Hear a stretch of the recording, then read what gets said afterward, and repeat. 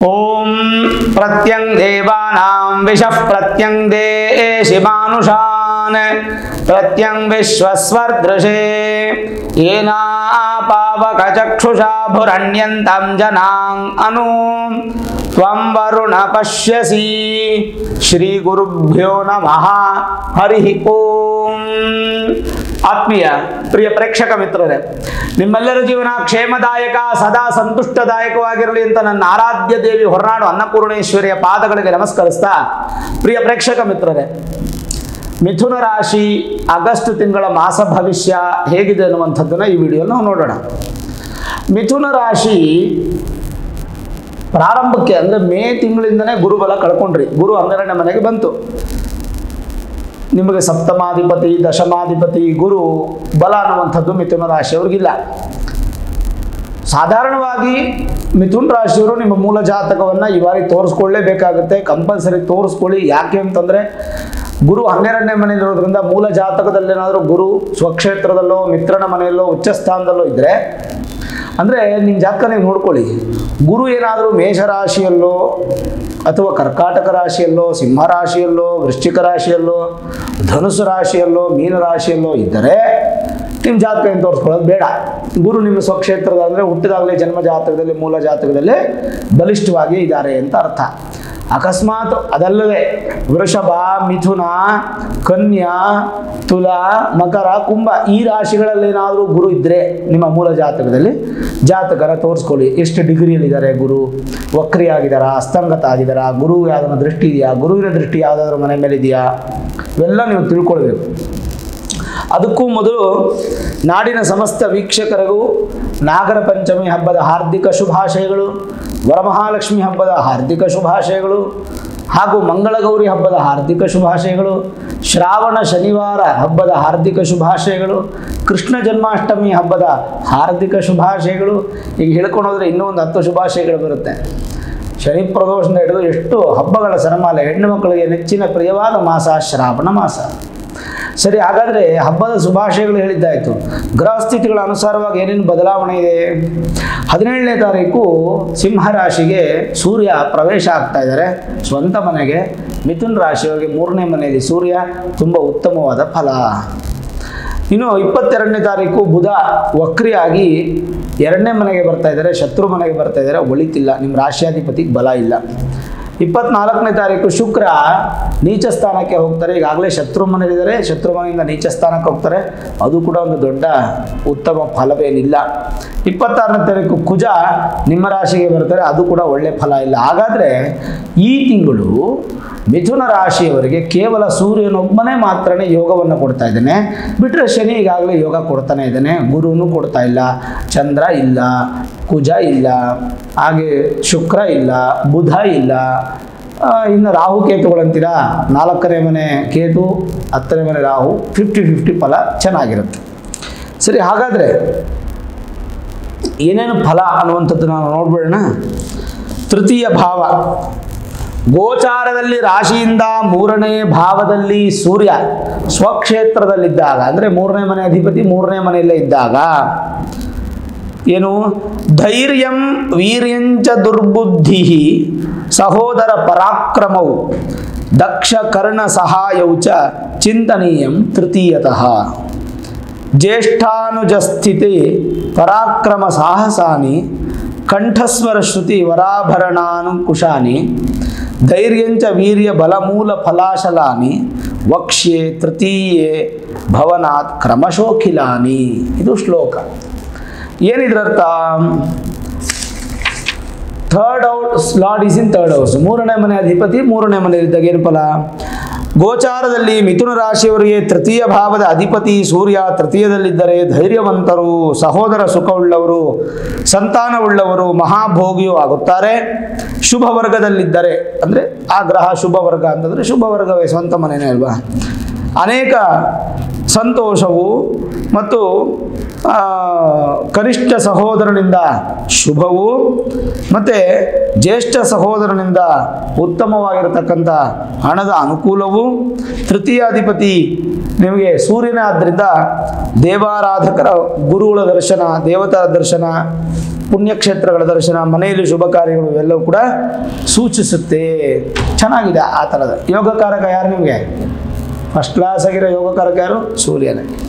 ಸರಿ, ಸೂರ್ಯ 3ನೇ ಮನೆಯಲ್ಲಿದ್ದರೆ ಏನು ಫಲ? ಬುದ್ಧಿವಂತರು, ಪರಾಕ್ರಮವಂತರು. ಸಾಮಾನ್ಯವಾಗಿ ತೃತೀಯದಲ್ಲಿ ಪಾಪಗ್ರಹರಿಗೆ ಬಲಿಷ್ಠ ಉತ್ತಮ ಸ್ಥಾನವಿದೆ. ಉತ್ತಮ ಮಟ್ಟದ ಕ್ರೀಡಾಪಟುಗಳಾಗ್ತೀರಾ, ಅಂದರೆ ಕ್ರೀಡೆ ನೀವೇನಾದರೂ ಸ್ಪೋರ್ಟ್ಸಲ್ಲಿ ಇದ್ದರೆ ಗೆಲ್ತೀರಾ, ಸಾಹಸಿ ವಿದ್ಯೆಯಲ್ಲಿದ್ದರೆ ಗೆಲ್ತೀರಾ. ಆಮೇಲೆ editing, animation, graphics, cameraman, wildlife photography ಮತ್ತು ಆರ್ಕಿಟೆಕ್ಟ್, ಈ ಥರದ ವ್ಯಕ್ತಿಗಳಿಗೆಲ್ಲ ತುಂಬ ಚೆನ್ನಾಗಿರುತ್ತೆ. ಸಾಹಸ ಭರಿತವಾಗಿರ್ತಕ್ಕಂಥ ಕೆಲಸ ನಮ್ಮ ದೇಶದ ಸೈನಿಕರಿಗೆ ತುಂಬ ಚೆನ್ನಾಗಿರುತ್ತೆ. ಪೊಲೀಸ್ ಅಧಿಕಾರಿಗಳಿಗೆ ಅತ್ಯುನ್ನತವಾದಂಥ ಸ್ಥಾನ ಇರುತ್ತೆ. ರಾಜಕೀಯ ವ್ಯಕ್ತಿಗಳಿಗೆ ತುಂಬ ಬಲಿಷ್ಠವಾಗಿರ್ತಕ್ಕಂಥ ಫಲ. ಹಾಗೆ ಸಹೋದರರಿಂದ ಸಮಸ್ಯೆಗಳ ಬಂದದ್ದು ದೂರ ಆಗುತ್ತೆ. ಎದೆ ಉರಿ ಸ್ವಲ್ಪ ಜಾಸ್ತಿ ಆಗುತ್ತೆ. ಹೊಟ್ಟೆ ಉರಿ ಅಲ್ಲ, ಎದೆ ಉರಿ, ಹಾಗಂತ ಹಾರ್ಟ್ ಪ್ರಾಬ್ಲಮ್ ಅಲ್ಲ. ಆ್ಯಸಿಡಿಟಿ ಸ್ವಲ್ಪ ಈ ತಿಂಗಳಲ್ಲಿ ಸ್ವಲ್ಪ ಜಾಸ್ತಿ ಆಗುತ್ತೆ. ಕಿವಿ ತೊಂದರೆಗಳು ಬರುವಂಥ ಸಾಧ್ಯತೆ. ಇವೆಲ್ಲವೂ ಕೂಡ ಒಂದು ಸ್ವಲ್ಪ ನೀವು ಹುಷಾರಾಗಿ ಜಾಗೃತಿಯಾಗಿರಬೇಕು ಆರೋಗ್ಯದ ವಿಚಾರದಲ್ಲಿ. ಇನ್ನು 9ನೇ ಮನೆ ಶನಿ ಉತ್ತಮ ಫಲ. ಅವರ ಅಷ್ಟಮಾಧಿಪತಿ, ನವಮಾಧಿಪತಿ, ಭಾಗ್ಯಾಧಿಪತಿ. ಭಾಗ್ಯದಲ್ಲಿರ್ತಕ್ಕಂಥದ್ದು ಭಾಗ್ಯಫಲ ಮಿಥುನ ರಾಶಿಯವರಿಗೆ ಶುಭ. ಗುರು ಚೆನ್ನಾಗಿಲ್ಲ, ಗುರು ಸೇವೆಯನ್ನು ನೀವು ಮಾಡಲೇಬೇಕಾಗುತ್ತೆ. ಗುರುಗಳಿಂದ ಯಾವುದೇ ಫಲ ಅನ್ನುವಂಥದ್ದು ನಿಮಗೆ ಸಿಗೋದಿಲ್ಲ. ಇನ್ನು ಏಕಾದಶ ಅಧಿಪತಿ ಹಾಗೂ ಷಷ್ಠಾಧಿಪತಿ ಆಗಿರ್ತಕ್ಕಂಥ ಕುಜನು 12ನೇ ಮನೆಯಲ್ಲಿದ್ದಾರೆ, ವ್ಯಯಸ್ಥಾನದಲ್ಲಿ. ಕುಜನಿಂದ ಏನು ಬಲ ಇಲ್ಲ. ರಿಯಲ್ ಎಸ್ಟೇಟ್ಗೆ ಅಭಿವೃದ್ಧಿ ಕಡಿಮೆ, ಮನೆ ಕಟ್ಟೋ ಕೆಲಸ ನಿಧಾನ. ಆಮೇಲೆ ಸಾಧಾರಣವಾಗಿ ಏನಾಗುತ್ತೆ, ಸ್ವಲ್ಪ ವಿಳಂಬ ಜಾಸ್ತಿ ಅಂತ ಹೇಳ್ತೀವಿ. ಸ್ವಲ್ಪ ರೈತರಿಗೆ ಒಂಚೂರು ಮನಸ್ಸಿಗೆ ಬೇಸರ ಆಗುವಂಥ ಸಾಧ್ಯತೆ ಮಿಥುನ ರಾಶಿಯವ್ರಿಗೆ. ಆಮೇಲೆ ಸುಮ್ಮನೆ ದುಡ್ಡು ಕಳ್ಕೊತಾ ಇರ್ತೀರ, ಯಾವುದೋ ಒಂದು ಮೂಲದಲ್ಲಿ ದುಡ್ಡು ಖರ್ಚಾಗ್ತಿರುತ್ತೆ. ಈ ಥರದ್ದು ಏನಾದರೂ ಒಂದು ಸಂಭವಗಳಾಗುವಂಥ ಸಾಧ್ಯತೆಗಳು. ಸ್ವಲ್ಪ ಆರೋಗ್ಯಕ್ಕೆ ಖರ್ಚು ಮಾಡುವಂಥ ಸಾಧ್ಯತೆಗಳು ಹೆಚ್ಚಾಗಿದೆ ಮಿಥುನ ರಾಶಿಯವರು ಈ ತಿಂಗಳು. ಹಾಗೆ 12ನೇ ಮನೆ ಅಧಿಪತಿ ಹಾಗೂ ಪಂಚಮಾಧಿಪತಿ ಆಗಿರ್ತಕ್ಕಂಥ ಶುಕ್ರ ಈಗಾಗಲೇ ಶತ್ರು ಮನೆಯಿಂದನೇ, ಆಮೇಲೆ ನೀಚನಾಗ್ತಾನೆ. ಈ ತಿಂಗಳು ಪೂರ್ತಿ ಶುಕ್ರ ಚೆನ್ನಾಗಿಲ್ಲ. ಹಾಗಾಗಿ ಸ್ವಲ್ಪ ವಿದೇಶಿ ಪ್ರಯಾಣ ಮಾಡುವಂಥವ್ರಿಗೆ ಅಡೆತಡೆ, ವಿದೇಶದಲ್ಲಿರ್ತಕ್ಕಂಥ ಮಿಥುನ ರಾಶಿಯ ಭಾರತೀಯರಿಗೆ ಸ್ವಲ್ಪ ಸಮಸ್ಯೆಗಳಾಗುವಂಥದ್ದು. ಹಾಗೆ ಪೂರ್ವ ಪುಣ್ಯ ಬಲ ಕಮ್ಮಿ ಆಗಿರ್ತಕ್ಕಂಥದ್ದು, ಕೋರ್ಟು ಕಚೇರಿ ವ್ಯಾಜ್ಯಗಳು ಜಾಸ್ತಿ ಆಗುವಂಥದ್ದು ಇದ್ದರೆ, ಎಲ್ರಿಗೂ ಆಗಬೇಕು ಅಂತೇನಿಲ್ಲ. ಆಮೇಲೆ ಉನ್ನತ ವಿದ್ಯಾಭ್ಯಾಸ ಮಾಡುವಂಥವ್ರಿಗೆ ಸ್ವಲ್ಪ ಕಿರಿಕಿರಿ ಸಾಧ್ಯತೆಗಳು ಹೆಚ್ಚಾಗಿರುತ್ತೆ. ಇನ್ನು ರಾಶ್ಯಾಧಿಪತಿ ಹಾಗೂ ಸುಖಾಧಿಪತಿ ಬುಧನೂ ಅಷ್ಟೇ ವಕ್ರಿ ಆಗಿಬಿಡ್ತಾರೆ. ಬಟ್ ವಕ್ರಿ ಆಗೋದು 22ನೇ ತಾರೀಕು, ಅಲ್ಲಿವರೆಗೂ ಬುಧನಿಂದ ಏನು ತೊಂದರೆ ಇಲ್ಲ. ನಿಮ್ಮ ಶರೀರ ಬಲವಾಗಿರುತ್ತೆ, ಸುಖವು ವೃದ್ಧಿ ಆಗುತ್ತೆ, ಏನು ತೊಂದರೆ ಏನಿಲ್ಲ. ಬಟ್ ಇನ್ನಿತರ ಈಗ ಸುಖವಾಗಿರೋದು ಅನ್ನೋದು ದೊಡ್ಡ ವಿಷಯ ಅಲ್ಲ. ಒಳ್ಳೆ ಚೇರ್ ಮೇಲೆ ಕೂತ್ಕೊಳ್ಳೋದು, ಒಳ್ಳೆ ಹಾಸಿಗೆ ಮೇಲೆ ನಿದ್ದೆ ಮಾಡೋದು ಸುಖನೇ. ಅದು ಗಂಟೆಗಟ್ಟಲೆ ನಿದ್ದೆ ಮಾಡಿ ಟೈಮ್ ವೇಸ್ಟ್ ಮಾಡಿ ನೀವು ಆಗಬೇಕಾದ್ರೆ ಕೆಲಸ ಮಿಸ್ ಮಾಡಿಕೊಂಡ್ರೆ ಅಶುಭ. ಅರ್ಥ ಆಯ್ತಲ್ಲ? ಸಿಂಪಲ್ ಎಕ್ಸಾಂಪಲ್ ನಾನು ನಿಮಗೆ ಕೊಟ್ಟೆ. ಓವರಾಲ್ ನೋಡಿದಾಗ ಸೂರ್ಯ ಮತ್ತು ಶನಿ ಬಿಟ್ಟರೆ ಇನ್ನು ಯಾವ ಗ್ರಹಗಳು ನಿಮಗೆ ಸಪೋರ್ಟ್ ಮಾಡೋಂಥ ಸಿಚುವೇಶನಲ್ಲಿ ಇಲ್ಲ. ಸರಿ, ಹಾಗಾದರೆ ಜನರಲೈಸ್ ಆಗಿ ಹೇಗಿದೆ ಅನ್ನುವಂಥದ್ದು ನೋಡೋಣ. ತೃಪ್ತಿದಾಯಕ, ಕುಟುಂಬದಲ್ಲಿ ಸಂತಸದ ವಾತಾವರಣ, ಸಾಲಬಾಧೆಯಿಂದ ಸ್ವಲ್ಪ ಕಡಿಮೆ ಆಗುತ್ತೆ ನಿಮಗೆ. ಉತ್ತಮದಲ್ಲಿ ಆರೋಗ್ಯದಲ್ಲಿ ಉತ್ತಮ ಇದೆ. ಬಟ್ ನಾನು ಹೇಳಿದ್ನಲ್ಲ, ಸ್ವಲ್ಪ ಮಟ್ಟಿಗೆ ಕಿವಿ, ಎದೆ ಉರಿ ಇದೆಲ್ಲ ಆಗಬಹುದು. ಹೆಚ್ಚಿನ ಪ್ರಯಾಣದಲ್ಲಿ ಸ್ವಲ್ಪ ತೊಂದರೆಗಳು ಬರುತ್ತೆ. ತುಂಬ ಹೆಚ್ಚು ಪ್ರಯಾಣ ಮಾಡಬೇಡಿ. ಸಹೋದರರ ಸಹಾಯ ಸಿಗುತ್ತೆ. ಅಫ್ಕೋರ್ಸ್ 3ನೇ ಮನೆಯಲ್ಲಿ ಸೂರ್ಯ ಇದೆ. ಸೋಂಬೇರಿತನ ಬಿಡಬೇಕು. ದೇಹಾಲಸ್ಯ ಆಗುತ್ತೆ, ನಿದ್ರೆ ಇದೆಲ್ಲ ಹೆಚ್ಚಾಗುತ್ತೆ. ಮಧ್ಯಾಹ್ನ ನಂತರ ಅಂದರೆ ಪ್ರತಿದಿನ ಮಧ್ಯಾಹ್ನದ ನಂತರ ಸ್ವಲ್ಪ ಉತ್ತೇಜನಕಾರಿ ಇರುತ್ತೆ. ವ್ಯಾಪಾರ ವ್ಯವಹಾರದಲ್ಲಿ ಪ್ರಗತಿ ಇದೆ. ಅನಿರೀಕ್ಷಿತವಾದ ಪ್ರಯಾಣ ಇದೆ. ಬಂಧುಗಳ ಆಗಮನದಿಂದ ಮನಸ್ಸಿಗೆ ಸಂತೋಷ, ಅತ್ಯಂತ ಶುಭದಾಯಕ. ವ್ಯಾಪಾರ ಹಾಗೂ ಕೆಲಸಗಳಲ್ಲಿ ಉತ್ತಮ ಪ್ರಗತಿ. ಅದೃಷ್ಟದ ಮಾಸ. ನೂತನ ವಾಹನ ಖರೀದಿಗೆ ಈ ಮಾಸದಲ್ಲಿ ಶುಭ ಫಲ. ಮಕ್ಕಳಿಂದ ಪೋಷಕರಿಗೆ ಉಲ್ಲಾಸಮಯವಾದಂಥ ವಾತಾವರಣ. ಸಂಗೀತ, ಕಲೆ, ಸಾಂಸ್ಕೃತಿಕ ಸಂಪ್ರದಾಯಗಳು ಇವುಗಳ ಹೆಚ್ಚು ಒಲವು. ಕ್ರೀಡೆಗಳಿಂದ ಅಧಿಕವಾದಂಥ ಅಭಿವೃದ್ಧಿ. ವಿದ್ಯಾರ್ಥಿಗಳಿಗೆ ಮಾಸ ಶುಭ. ತೃಪ್ತಿದಾಯಕವಾಗಿದ್ದು ವಿಶ್ವವನ್ನು ಗೆಲ್ಲುವಂತಹ ಸಾಮರ್ಥ್ಯ, ಶಕ್ತಿ ನಿಮ್ಮದಾಗಿರುತ್ತೆ. ರೈತರಿಗೆ ವ್ಯವಸಾಯದಲ್ಲಿ ಮಧ್ಯಮ ಫಲ. ಮನಸ್ಸಿಗೆ ಸ್ವಲ್ಪ ಬೇಸರ. ಬಂಡವಾಳ ಹೂಡಿಕೆಗೆ ಈ ಮಾಸ ಚೆನ್ನಾಗೇ ಇದೆ. ತೈಲ ಹಾಗೂ ನೀರಿನ ವ್ಯಾಪಾರಗಳಿಗೆ ಪ್ರಗತಿ. ಹೊಸ ಕೆಲಸಗಳಿಗೆ ಈ ಮಾಸ ಚೆನ್ನಾಗೇ ಇದೆ. ರಾಜಕೀಯ ಹಾಗೂ ಬಹುದೊಡ್ಡ ಅಧಿಕಾರದಲ್ಲಿರ್ತಕ್ಕಂಥವ್ರಿಗೆಲ್ಲ ಉತ್ತಮವಾದಂಥ ಫಲ ಇದೆ. ಓವರಾಲ್ ಹೇಳಬೇಕಂದ್ರೆ ಶಾಂತಿಯ ವಾತಾವರಣ ಅನ್ನುವಂಥದ್ದು ಖಂಡಿತ ನಿಮಗೆ ಸಿಗುತ್ತೆ. ತಲೆ ಕೆಡಿಸ್ಕೊಳ್ಳೋ ಅವಶ್ಯಕತೆ ಇಲ್ಲ. ಇನ್ನೂ ಕೆಲವೊಂದು ವಿಷಯಗಳು ಹೇಳೋದಾದರೆ, ವಿವಾಹಕ್ಕೆ ಸಂಬಂಧಪಟ್ಟಂಥ ತಯಾರಿಗಳು. ಸ್ತ್ರೀಯರಿಗೆ ಅಧಿಕ ಸಂತೋಷವಾದಂಥ ಮಾಸ. ಅಲ್ಪ ಪ್ರಯಾಣ. ಹೊಸ ಕೆಲಸದಲ್ಲಿ ಜಾಗೃತಿಯಾಗಿರಿ. ಸ್ವಲ್ಪ ಬೇಸರ ಆಗುವಂಥ ಸಾಧ್ಯತೆ. ಕೆಲಸ ಸಿಗುತ್ತೆ, ಬೇಸರ. ಕ್ರೀಡೆಗಳಲ್ಲಿ ಹೆಚ್ಚಿನ ಆಸಕ್ತಿ, ವಿದ್ಯಾರ್ಥಿಗಳಿಗೆ ಪ್ರಾರಂಭ ವಿದ್ಯೆಯಲ್ಲಿ ಹೆಚ್ಚು ಅಭಿವೃದ್ಧಿ, ಉನ್ನತ ವಿದ್ಯೆಯಲ್ಲಿ ಸ್ವಲ್ಪ ತೊಂದರೆ, ಕೋರ್ಟು ಕಚೇರಿ ವಿಚಾರದಲ್ಲಿ ಹಿನ್ನಡೆ, ಮನೆಯ ವಾತಾವರಣ ಸ್ವಲ್ಪ ಬದಲಾಗುವಂಥ ಸಾಧ್ಯತೆಗಳಿರುತ್ತೆ. ಶುಭದಾಯಕವಾಗಿದ್ದು ಪಾಲುದಾರಿಕೆಯಲ್ಲಿ ಶುಭ ಫಲ ಅಂದರೆ ಪಾರ್ಟ್ನರ್ಶಿಪ್ ಬಿಸ್ನೆಸ್ಸಲ್ಲಿ, ಮತ್ತು ನೂತನ ವಸ್ತ್ರಗಳ ಖರೀದಿ ಮಾಡುವಂಥದ್ದು. ಆರೋಗ್ಯದಲ್ಲಿ ಸಣ್ಣ ಪುಟ್ಟ ಬದಲಾವಣೆ ಆದರೂ ದಂಪತಿಗಳಿಗೆ ಸಂತಾನ ಅಪೇಕ್ಷಿತ ಶುಭ ಫಲ, ಮತ್ತು ಮನೋರಂಜನೆ ನಿಮಿತ್ತವಾಗಿ ಪ್ರಯಾಣವನ್ನು ಬೆಳೆಸ್ತೀರಾ. ಹೆಚ್ಚಿನ ಚೈತನ್ಯ ಶಕ್ತಿ ನಿಮ್ಮದಾಗುತ್ತೆ, ಶುಭ ಕಾರ್ಯಗಳು ನಡೆಯುತ್ತೆ. ದೀರ್ಘಕಾಲದ ಸಮಸ್ಯೆಗೆ ಈ ಒಂದು ತಿಂಗಳು ಮುಕ್ತಿ ಅನ್ನುವಂಥದ್ದು ಸಿಗುತ್ತೆ. ಅಧಿಕವಾದಂಥ ಚಟುವಟಿಕೆ ನಿಮ್ಮಲ್ಲಿ ಇರುತ್ತೆ. ಕೆಟ್ಟ ಅಭ್ಯಾಸಗಳ ಕಲಿಯುವ ಸಾಧ್ಯತೆಗಳು ಜಾಸ್ತಿ ಇರುತ್ತೆ. ಈ ತಿಂಗಳು ನೀವೇನು ಮಾಡಬೇಕು ಅಂತಂದರೆ, ಒಂದು ಗುರುಗಳ ಆರಾಧನೆ ಮಾಡಬೇಕು. ಪ್ರತಿ ಗುರುವಾರ ರಾಘವೇಂದ್ರ ಸ್ವಾಮಿ ದೇವಸ್ಥಾನಕ್ಕೆ ಹೋಗಿ ಬನ್ನಿ. ಪ್ರತಿ ಗುರುವಾರನೂ ಹೋಗಿ ಬನ್ನಿ. 4 ಗುರುವಾರ ಇರುತ್ತೆ, 4 ಗುರುವಾರ ಹೋಗಿ ಬನ್ನಿ. ಎರಡನೇದು, ಸುಬ್ರಹ್ಮಣ್ಯನಿಗೆ ಸಂಬಂಧಪಟ್ಟಂಥ ಮಂತ್ರಗಳು ಯಾವುದಾದ್ರೂ ನಿಮ್ಗೆ ಸಿಗುತ್ತೆ ಯೂಟ್ಯೂಬಲ್ಲಿ, ಅದನ್ನು ಕೇಳುವಂಥದ್ದು, ಪ್ರತಿದಿನ ಕೇಳಬೇಕು. ಮೂರನೇದು, ಶುಕ್ರ ಅಂತಂದರೆ ಸಾಧಾರಣವಾಗಿ ಏನಾಗುತ್ತೆ, ಸ್ತ್ರೀ ದೇವತೆಗಳು ಅಂತ ಹೇಳ್ತೀವಿ.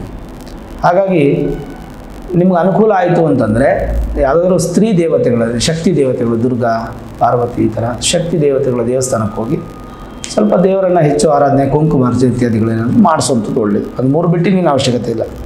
ಸ್ವಲ್ಪ ಒತ್ತಡ ಜಾಸ್ತಿ ಇರುತ್ತೆ. ಷೇರು ವ್ಯವಹಾರದಲ್ಲಿ ಕೂಡ ಅಧಿಕ ಲಾಭ ಇದೆ. ಬಂಡವಾಳ ಹೂಡಿಕೆಗೆ ಈ ಮಾಸ ಚೆನ್ನಾಗಿದೆ. ಸಾಲಬಾಧೆ ಸ್ವಲ್ಪ ಕಡಿಮೆ ಆಗುತ್ತೆ ಅಂತ ಹೇಳಿದೆ ನಾನು ಆಗಲೇ. ಮನಸ್ಸಿಗೆ ಅದರಿಂದ ಆನಂದ ಸಿಗುತ್ತೆ. ಹಠಾತ್ ನಿರ್ಧಾರಗಳನ್ನು ತೆಗೆದುಕೊಳ್ಳಬೇಡಿ.